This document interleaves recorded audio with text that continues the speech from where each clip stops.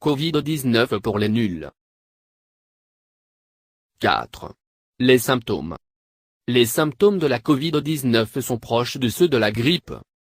Les plus courants et les plus significatifs sont la fièvre, généralement première, et la toux ensuite, sèche dans la majorité des cas mais parfois avec expectoration, sanglante dans de rares cas, fréquemment accompagnée de fatigue et d'une perte d'appétit. Les patients peuvent également souffrir de gênes respiratoires, de douleurs musculaires ou articulaires, de courbatures, des céphalées ou des maux de gorge.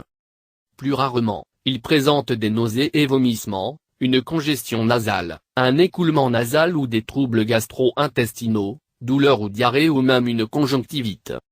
Contrairement à la grippe, ces signes cliniques apparaissent progressivement sur plusieurs jours.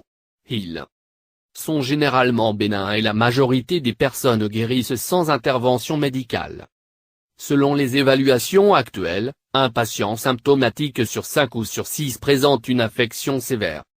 Les données provenant de Chine montrent qu'une semaine s'écoule en moyenne entre l'apparition des premiers symptômes et l'admission à l'hôpital. 5% des patients nécessitent des soins en service de réanimation. Dans les cas les plus graves, le décès survient 1 à 2 semaines après l'entrée aux soins intensifs.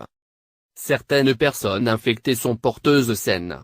Elles sont asymptomatiques et ne manifestent aucune plainte mais excrètent le virus et sont donc potentiellement contagieuses. Chez la grande majorité des enfants, l'infection est asymptomatique ou paucisymptomatique.